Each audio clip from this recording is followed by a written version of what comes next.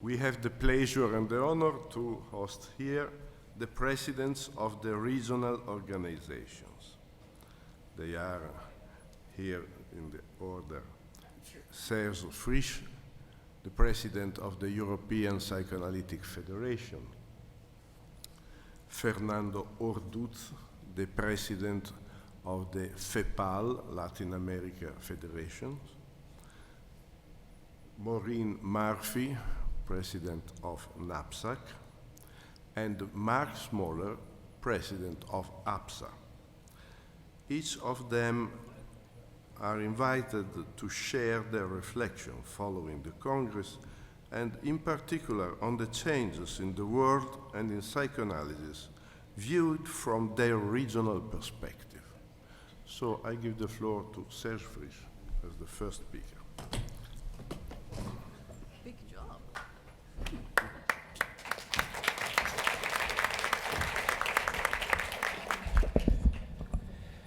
Je voudrais d'abord m'excuser auprès de mes amis francophones. Je vais parler en anglais. J'ai vu que les anglophones n'ont pas d'écouteurs. Donc, pour faire comprendre quelque chose de l'Europe, je vais essayer de parler en anglais. I have to thank you, Stefano and Alexandra, for this conference. I think it was an excellent conference, but I would especially thank you for the special atmosphere you were able to create so that we were able to feel at home in the IPA. But by inviting the regional presidents, you are also introducing an institutional question, because we are not here as IPA members, but especially as regional representatives. As I have 10 minutes, I will have to take only one special point that concerns the changes in Europe or the changes in the EPF. Since the crisis of psychoanalysis, most analysts, most societies are doing a lot of outreach. That's perfect. But I think we have also to concentrate ourselves on what I would like to call enrich. The EPF is also supporting outreach activities. For instance, we support financially those component societies who organize summer universities for students. And next year, the EPF will organize in September the first European Psychoanalytic Conference for university students.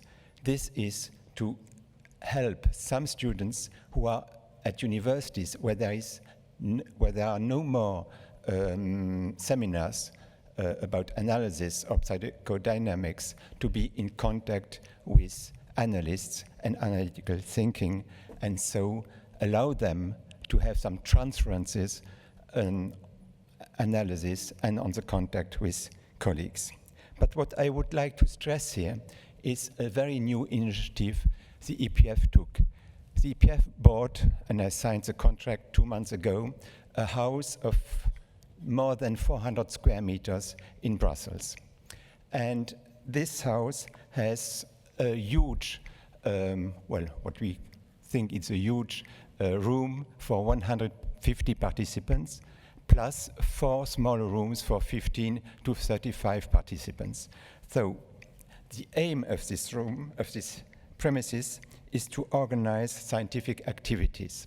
We put a lot of money, EPF money, in buying this house, and we want to have some scientific benefits of this house.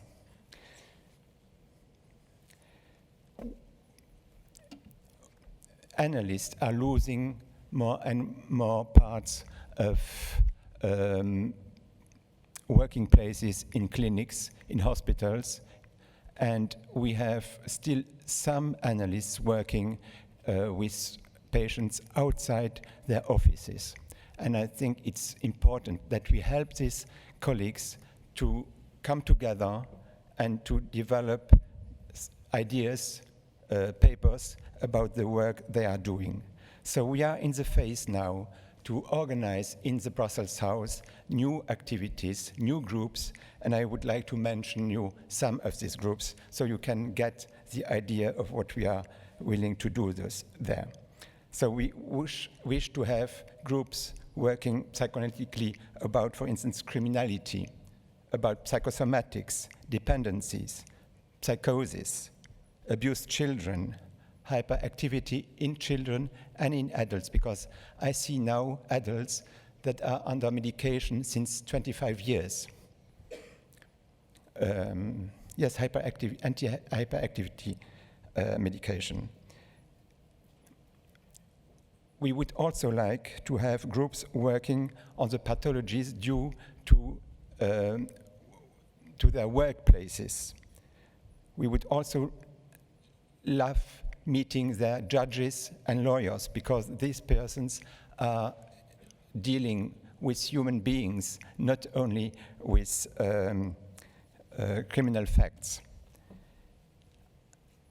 We will have also a group on psychoanalysis and music with musicians, professional musicians, and analysts.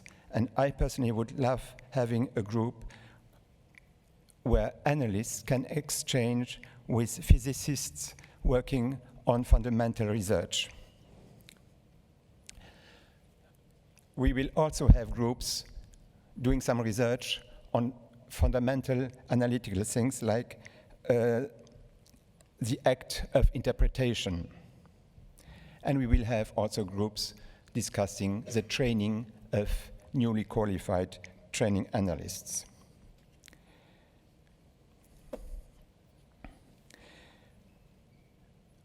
I think at present time we have also to be more connected with social and political events.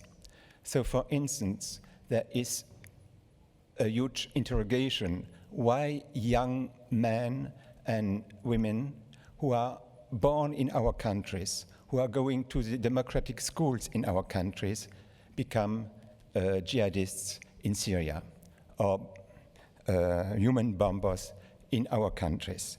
We don't know anything about these young people, and we don't have them in our offices, but we have in our offices young people, adolescents, who are very attracted by those jihadists, and we have to work with them and to understand them. So it's important that we can have some experience, sharing experience with social workers, street workers who know these young people who go to Syria. New parentalities is also a subject we would like to develop. So what I can convey to you is that these rooms in Brussels are for use, for free of use, for all of you, for all of the IPA members, and of course also for IPSO members. What we would like to establish is a 4 steps program. The first step is to bring at least a core group of 6 people from 6 different countries together, and they have to work on the topics they decided to work on. The second level would be that this core group present a panel in the EPF conferences, and then in a second level prepare a symposium that can be of 50 or 150 participants.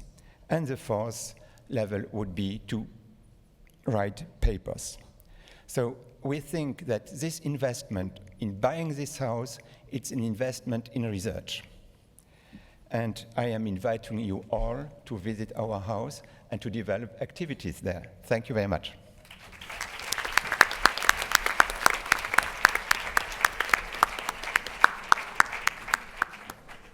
Thank you, Serge.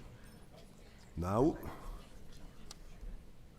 Fernando Orduz, President of the FEPAL.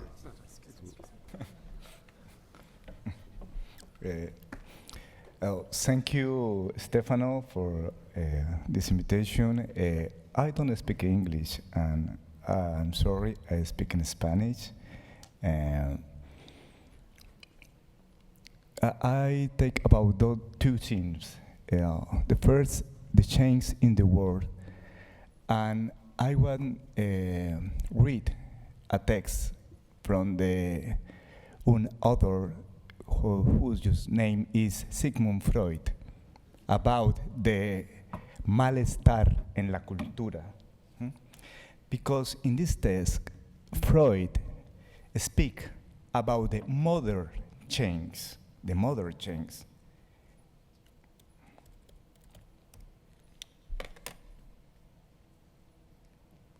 Freud said, I speak in Spanish, con las herramientas actuales, el hombre perfecciona sus órganos, la lente corrige los defectos de su cristalino, con la cámara fotográfica crea un instrumento que fija las impresiones ópticas fugaces, servicio que el grabador de voz le rinde con las no menos fugaces impresiones auditivas.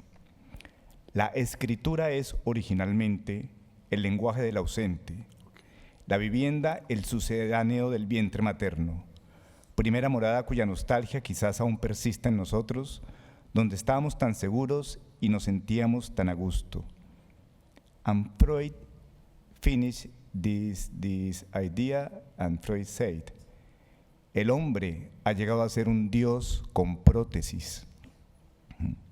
In another text about the malestar en la cultura, Freud said, I changed any words in this text. Pero esas mismas prótesis son las que han generado sufrimiento en el hombre. Sin el avión que supera la distancia, nuestro hijo jamás habría abandonado la ciudad natal y no necesitaríamos el teléfono para poder oír su voz. La comunicación, en esa época era telégrafo, hoy podemos decir la comunicación virtual, nos permite superar la distancia, pero también nos recuerda que no podemos contactar al ser que amamos. ¿De qué nos sirve reducir la mortalidad infantil si precisamente esto nos obliga a adoptar máxima prudencia en la procreación? De modo que a fin de cuentas tampoco hoy criamos más niños que en la época previa a la hegemonía de la higiene, y en cambio hemos subordinado a penosas condiciones nuestra vida sexual en el matrimonio, obrando probablemente en sentido opuesto a la benéfica selección natural. ¿De qué nos sirve, por fin, una larga vida si es tan miserable, tan pobre en alegrías y rica en sufrimientos, que solo podemos saludar a la muerte como feliz liberación? Y traigo estos dos párrafos de Freud a propósito de un concepto que he escuchado durante este tiempo, y son las herramientas que debemos trabajar en los cambios del mundo contemporáneo. Yo no creo que haya herramienta que nos alivie la posibilidad de sufrir. Todas las herramientas del mundo moderno nos van a facilitar, por un lado, la vida, pero no van a acabar con el sufrimiento, que es de alguna u otra manera la esencia del trabajo con el cual nosotros vivimos en este mundo. Eso no nos quita la posibilidad de la ilusión o el porvenir de la ilusión, pero siempre van a estar en la paradoja. Entonces, las nuevas herramientas que propongamos para el futuro o para el mundo presente siempre se van a constituir en fuentes de sufrimiento. Y creo que la posición ni debe ser apocalíptica. Las herramientas en el mundo moderno van a generar caos y van a hacernos perder la identidad. Uno no pierde la identidad por las herramientas, uno pierde la identidad por estructuras internas, pero tampoco puede ser integradora y esperanzadora, ¿sí? Ilusa. Las herramientas en sí mismas no generan nada. Es lo que nosotros hacemos con ellas, las que de alguna manera generan la dinámica del movimiento de la vida, e insisto, ese movimiento se da entre la ilusión y el sufrimiento. Esa era una reflexión que quería hacer a propósito del Congreso. Lo otro era plantear desde FEPAL cómo afrontamos, no sé si el mundo moderno, cómo históricamente el pensamiento latinoamericano en el psicoanálisis ha funcionado. Nosotros somos una cultura híbrida. ¿Sí? Hemos leído a los ingleses, hemos leído a los franceses, hemos leído a los alemanes, hemos leído a los americanos. ¿Sí? Creo que en Latinoamérica los hemos leído a todos, pero creo que el resto del mundo no nos ha leído a nosotros.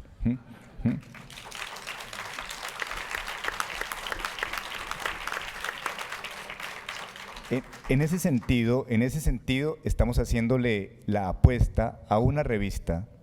The name of our journal is Caliban. Remember the name of the tragedy of William Shakespeare, Caliban. ¿Sí? Es un hombre vulgar, un hombre que no sabía hablar la lengua inglesa, la lengua de Ariel. La idea es que estos salvajes, los primitivos, los subdesarrollados, hemos ido construyendo a partir del pensamiento de ustedes una especie de trenza. ¿Sí? Hemos formateado, por así decir, estos pensamientos que nos han llegado y creo que somos la síntesis, el sincretismo, y eso nos da una potencia interesante. A raíz de esta idea, insisto, creamos esta revista que se llama Caliban, que en esta semana está saliendo en inglés y es posible de ser conseguida.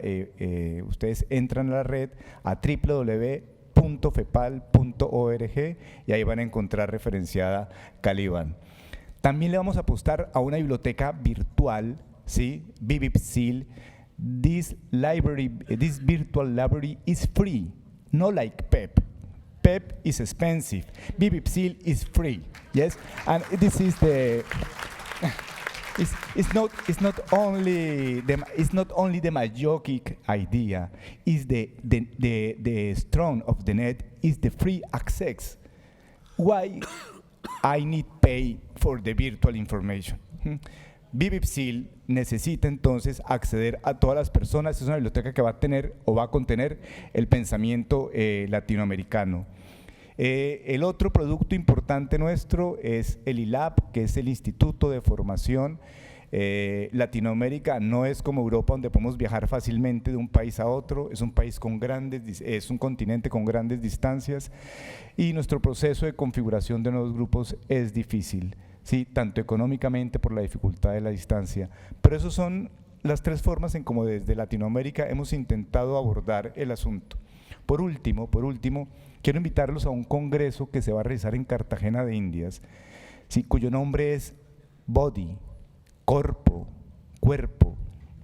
porque nos parece que el cuerpo, the body, fue la puerta de entrada del psicoanálisis. La histeria fue un problema en la superficie del cuerpo, ¿sí? Y sobre esa superficie del cuerpo hemos venido construyendo la teoría, la clínica.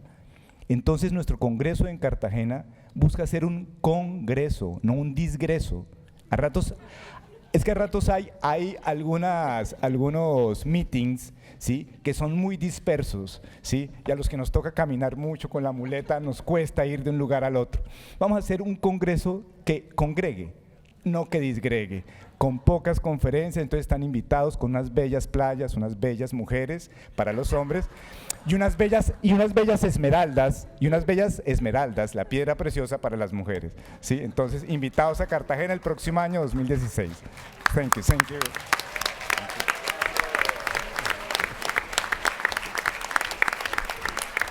Latin America have the first woman in the power of the IPA. Thank you. It's clear that even you hadn't headphone, you understood, even if you don't speak Spanish. Thank you, Fernando. Now, Maureen Murphy, who is the president of the NAPSAC.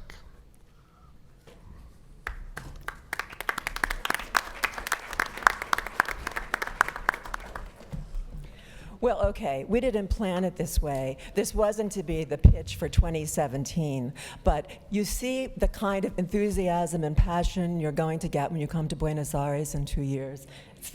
We don't have a better spokesman on this than Fernando, so thanks for that lead-in.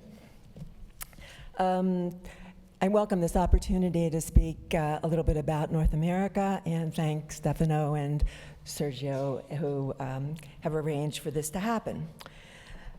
As this conference comes to a close, I find myself reflecting on my first IPA Congress 10 years ago in Berlin. My society was still a provisional society in those days. I was in a room like this, a ballroom, filled with many people there to see my friend Sam Gerson receive the Heyman Award. And I'll just say as an aside, today another friend and colleague from San Francisco Harvey Peskin received the Heyman Award. In any event, the room was filled with so many voices and accents from all over the world, describing their experiences in first-person terms. It was moving, in fact, thrilling, to be part of a discourse beyond my national boundaries. In a very visceral way, for the first time, I appreciated what the opportunity to be part of the IPA actually meant. And it's been an achievement that has not been disappointing. And this Congress, again, reinforces that experience for me.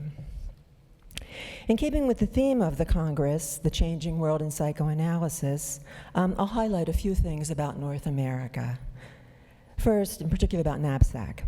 First, NAPSAC has moved from a parochial organization to a more genuinely international one. For the first time, NAPSAC sponsored a pre-Congress clinical workshop with a panel of analysts from all the regions. 50 clinicians from 8 countries attended. A few vectors contributed to this evolution for NAPSAC. First of all, the determination of Stefano that regional organizations be more closely linked to the IPA, and we thank you for that support. Secondly, the mutual participation between NAPSAC, the APF, and FIPAL in regional conferences. This has been really very important and new for us.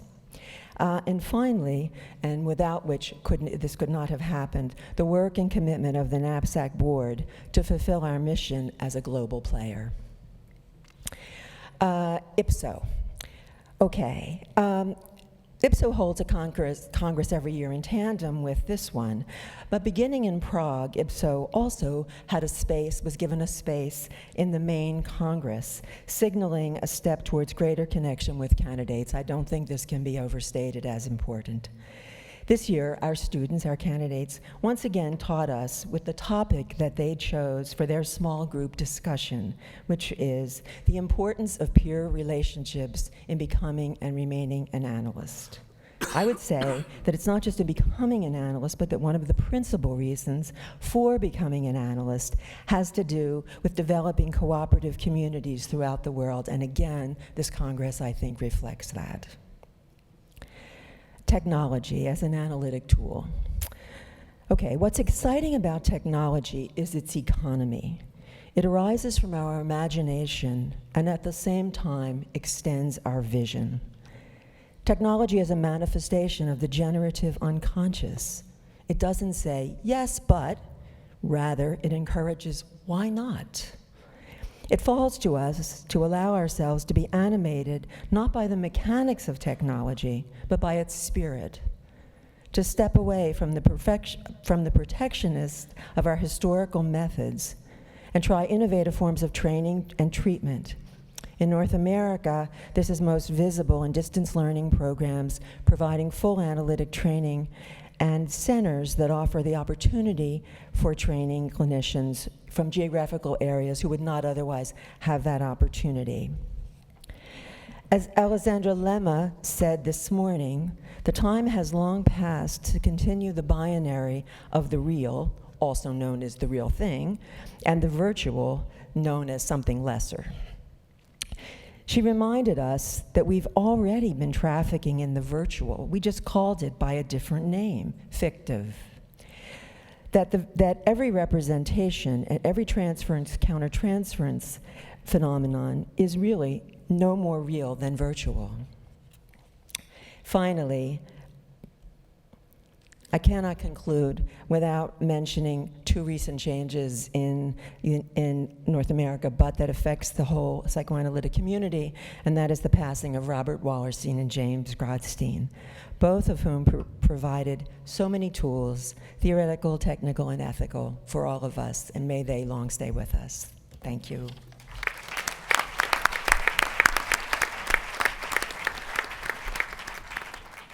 Thank you, Maureen. Now, Mark Smoller, President of APSA.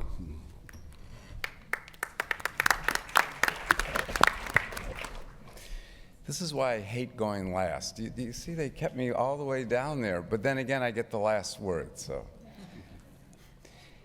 First, I'd like to thank Stefano, Alexandra, Juan Carlos, Sergio, Paul Craik and the entire IPA staff for what for me has been a very successful, stimulating, and generous Congress.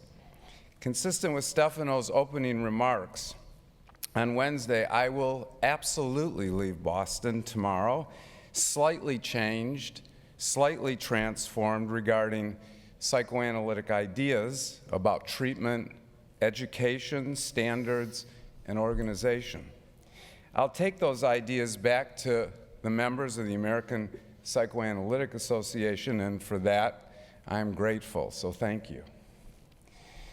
Over the past 3 years while serving in a leadership position of my organization, I've come to realize that APSA and the IPA are, in the words of my good friends Bob Galtzer-Levy and the late Bert Kohler, essential others. That is, like the developing self that always needs a caring, responsive, challenging, questioning, affirming other throughout its life in order to develop and thrive. APSA and the IPA need one another in that way. No society, no organization, no institute can live in isolation, not in this changing world. APSA learned this the hard way, as some of you know, over many years, and hopefully has grown because of those difficult times but important lessons.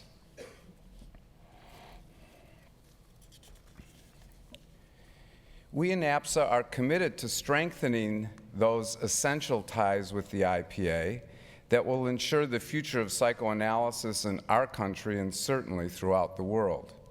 We are only at the very beginning, in my mind, of making use of technology to support, to facilitate these efforts. We are in a changing world in so many ways. Hans Sachs once wrote something about finishing an analysis was like scratching the surface of a new continent. We are only just scratching the surface of the many possibilities of what we can do together. The e-journal will reflect a bold step to furthering our essential connection to one another. Last evening, I was on my way to dinner with friends, and someone mentioned that there had been yet another tragic shooting at a movie theater in Lafayette, Louisiana. I was startled. I had been so immersed and occupied in this wonderful Congress that suddenly I realized I had not watched the news or read a newspaper for 2 days. I had completely, but temporarily, and outside my awareness, become disconnected from the world around me. My wish, fellow colleagues, and my fear is that my personal experience so easily becomes an organizational and psychoanalytic one.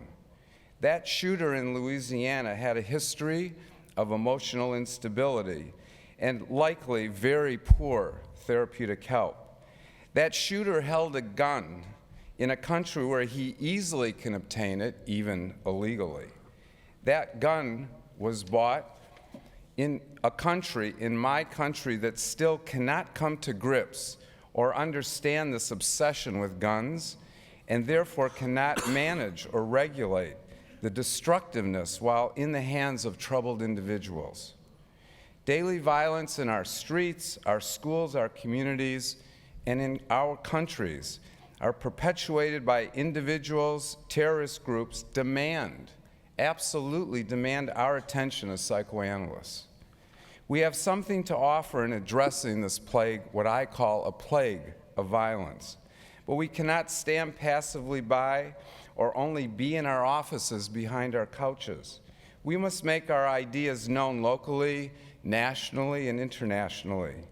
The public actually wants our help, even when it appears like the reluctant, frightened patient that it does not want or need what we have to offer. Having spent much of my career outside my office, I can assure you that the public is starving for what we know and what we can offer. Gang members in a public alternative school in Chicago have complained if I'm 5 minutes late for a group session, while at the same time reminding me they have no use for me or what I have to offer. More importantly, we must allow ourselves as individual analysts, not just as organizations, to humbly learn, to acknowledge what we do not as yet know and understand about human behavior, human experience, and that we're still willing to learn. We must continue to come to terms, in my mind, with our own uncertainty and fear. Look around you. Have we committed ourselves to welcoming diversity into our societies and institutes? We must actively engage groups, more members of color, from cultural backgrounds completely different from ours. Welcoming those ethnically, culturally different from ourselves, again, only ensures the vitality of our future in a very changing world. I can say with some certainty that this critical attention to social issues of the day, while engaging diverse groups to our field, will only enrich our theories, our clinical skills and effectiveness, attract new patients, new students, and offer psychoanalysis a successful future. Of that, I am certain. Psychoanalysis now more than ever. Thank you.